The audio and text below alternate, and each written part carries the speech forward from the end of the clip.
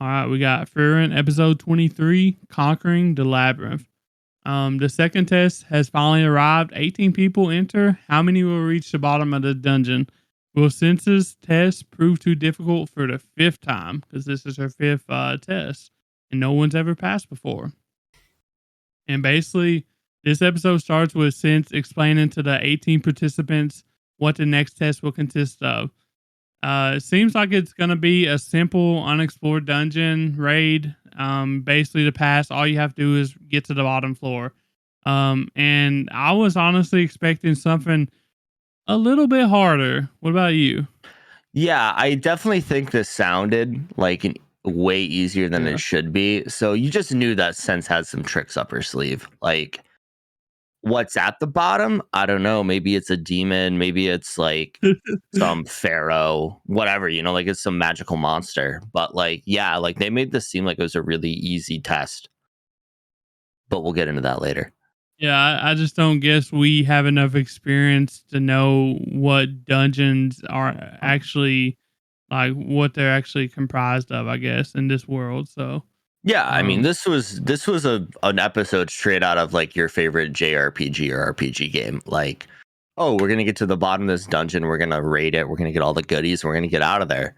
But like the amount of times I've done this in like a Final Fantasy game or something like that, and I don't realize I'm going into a dungeon with like a level 50 boss at the bottom, and I'm like level 20, and you get down there and you're like, fuck, I'm dead. So like I've lived through this too many times to think there's no tricks up this lady's sleeve. And one thing I want to mention is when she said that she was a pacifist and that she disliked fighting, I was honestly thinking that they was gonna make them do like get to the bottom of this dungeon specifically without fighting or combat, which would have been way more challenging, right? Uh, but I guess she's not that sick, so she's just like, yeah, just get there any way you can. I don't care. Yeah. Um, but then Deacon brings up that they should all group up and work together to make it to the bottom. But some of the other ones disagree, saying that they aren't forced to help each other now. This time they can do what they want, and people can essentially use others as like pawns or even stab other people in the back if they do team up. So that gets me thinking like which side do you agree with? What would you want to do in this situation? I'm not that trusting, so I think I would go with my crew and do my own thing. Like I understand where Degen's coming from, and if this was like a guild raid and like they were all on the same team, hell yeah, that's the way to do it. But like this is the magic first First level class. first Yeah. class mage like acceptance test. Like, and I've seen how some of these people act. I mean, I'm not teaming up with you, Bell. I'm gonna get stabbed in the back. Like I had trust in that lady, not one bit. Yeah. I feel like that's what I would do as well. I mean, I see what Dinkin's saying. He's got a point. Like strength in numbers, especially this type of thing, unexplored dungeon. But at what point do you get backstabbed by shady people? So, um, but we move on to Sense. She decides to tag along with someone, and she picks Fear and Fern because she thinks that they will have the safest route, and she's not going to assist or anything. She makes that clear. Just follow along. And before all this happened, I was kind of wondering how she's going to get down to the bottom. And did this surprise you? Because it definitely surprised me. What, that she teamed up with? Well, that she's But that going to follow Fern and Frieren. But that she decided to follow someone down instead of going like having another method or going her by herself. She decided to just follow someone down, right? Yeah. So I guess my thinking on that, right, is she's the proctor of this exam, and what I would do in that situation, I would choose the obviously the safest route, but I would want to keep a close eye on Frieren. Like she's kind of too strong to be there. And also Fern too. I mean, Fern is a prodigy in her own right. I mean, she can go toe to toe with any of these mages in this first class test. and she just uses basic spells. So like they would definitely have me curious. So that's the group I would go with. Yeah, it just surprised me to see her.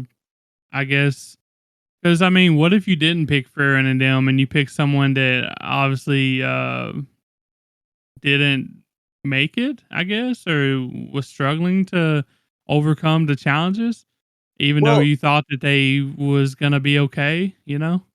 yeah, I So mean, in that sense, you have those giants in the jars that they yeah. have their safety, their escape rope, I guess you can call it. You know, it reminds me of escape rope from Pokemon. And at that point, nobody should die. Like, if you're smart enough to get out when you need to get out, like nobody should die in this test. But again, I would line up with the top tier squad. Yeah, I feel that. And I thought it was really funny. After everyone had already went in, uh, Dinkin and I think he had like four other people, and he was the last to go in, and he basically called Furin out without meaning to. He said that no one stupid enough to fall for mimics should be taking this test, and then it instantly cut to the scene where Furin gets stuck in a mimic. I would have paid good money to see let Dinkin catch her get stuck in a mimic. Oh, dude, I was laughing at that scene so hard too because they used a spell to confirm if it was a mimic, and it was like 99% mimic. And Frieren goes off in this long-winded speech about how magic will never progress if we don't like go for that 1% chance. And she's like, "There's a super rare grimoire in this chest. I can tell. That's what's putting off this magic energy." And then she proceeds to get chomped. Not once. I think this happened several times. By the way it looks. Oh So yeah, no, this isn't her first mimic rodeo. But this is the first time we've seen her say this bullshit. I my favorite part of this episode was when she was like hollering while she was in it, like, it's so dark, it's scary. The voice actor for Frieren, like, she knocked it out of the park and that Oh, in those definitely. scenes. So um but yeah, that was really the funniest part to me. I would have paid, like I said, I would have paid good money to see Dinkin walk up and just see Fearin inside of a mimic. That would have made my day. Would have made my year. So they missed. It's a missed opportunity, y'all. Uh, but right after that, just a few minutes in, Dinkin's group gets hit by gargoyles, and one of them has to actually use their golem to escape with their lives.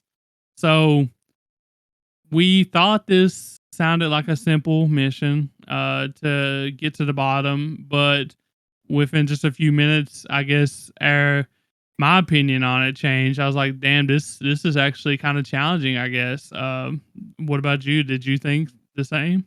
I wasn't surprised, dude. What kind of dungeon raid wouldn't have booby traps in it? You know, like that's like the best part of a dungeon raid is like accidentally walking into a room where you're gonna get crushed, like straight out of Indiana Jones. You know, like get crushed by two things of spike walls coming in at you. You know.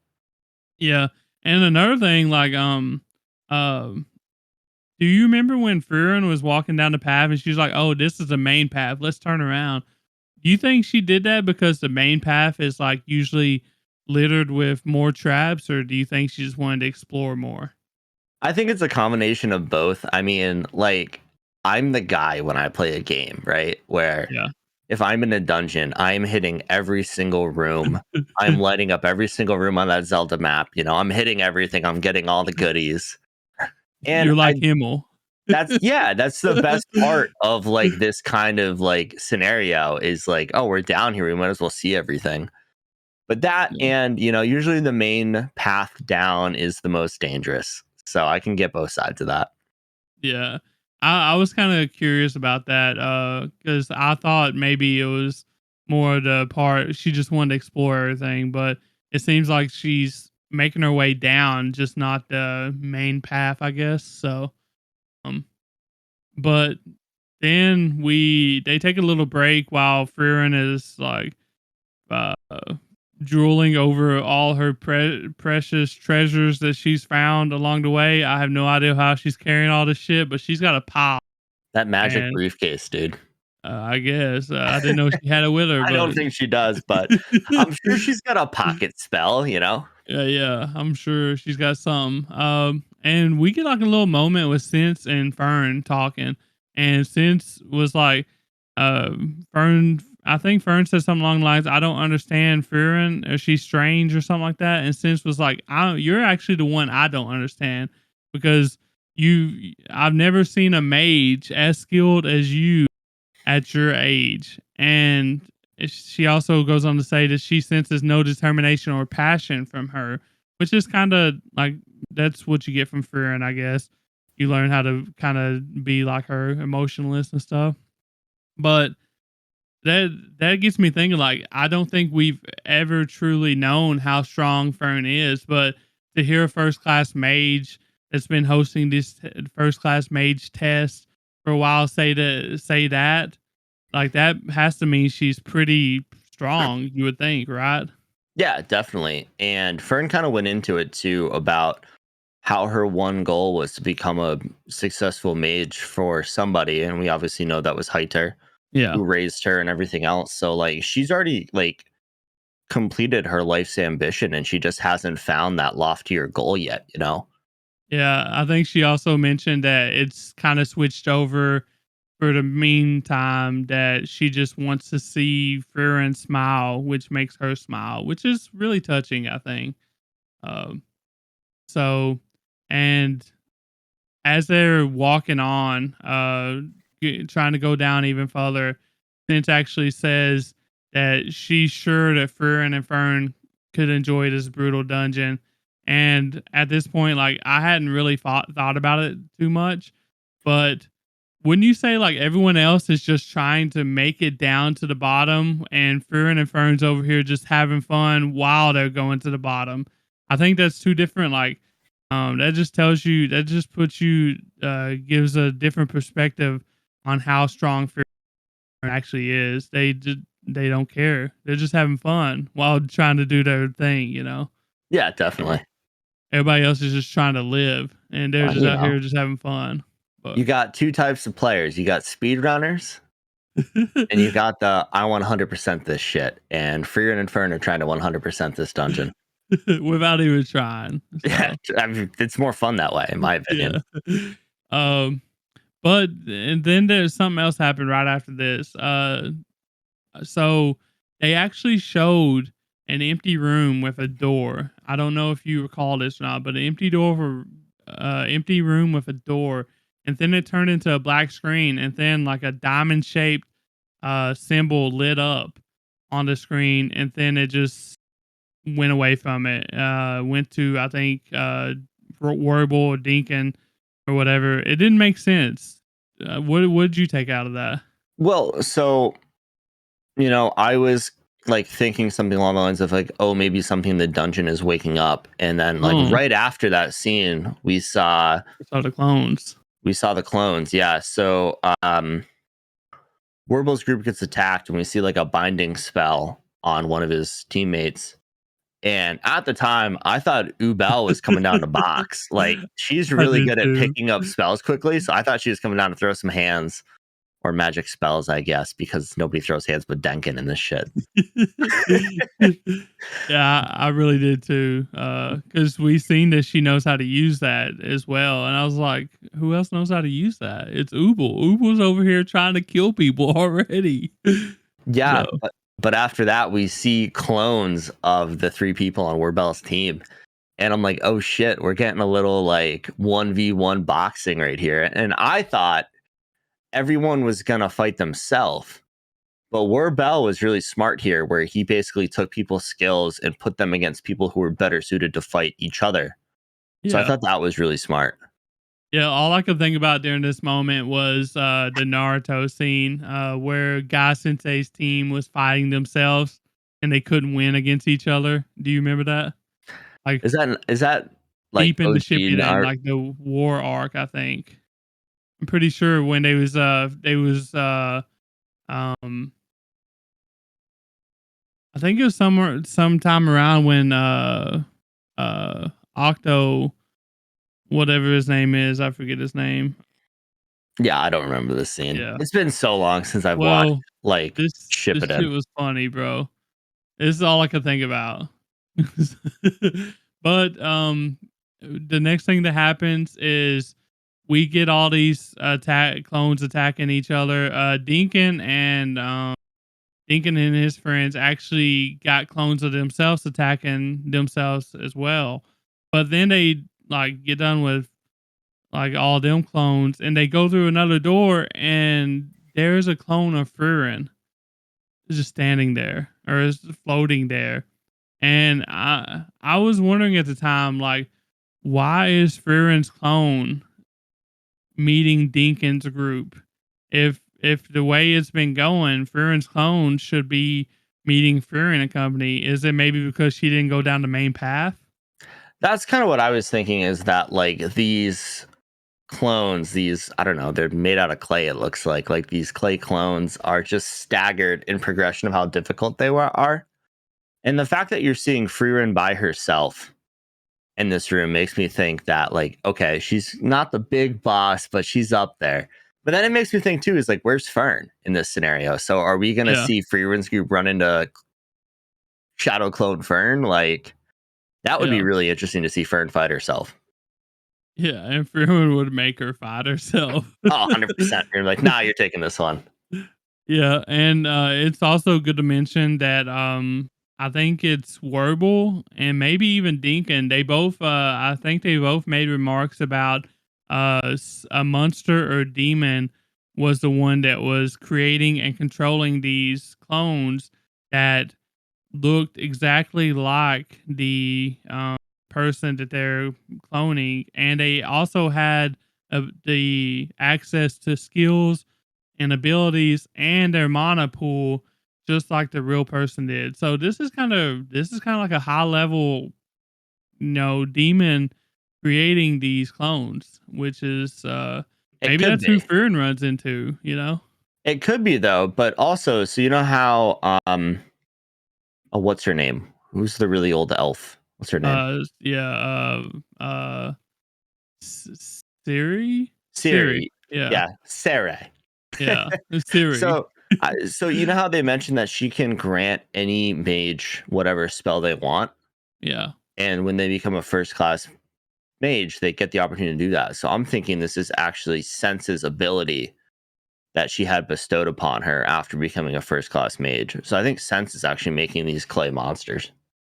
Yeah, I kind of had a feeling that it could be her part of her test as well, because how does a random like dungeon high level demon know all the participants that entered and exactly everything about them? So, Well, that's I exactly that. And then too, like, if you knew there was like a demon general at the bottom of this tomb, like, why wouldn't you go take it out? Like, that's what the yeah. mages are supposed to do. So like that would just be kind of lazy on the people of Alburst, to not go take care of this immense threat.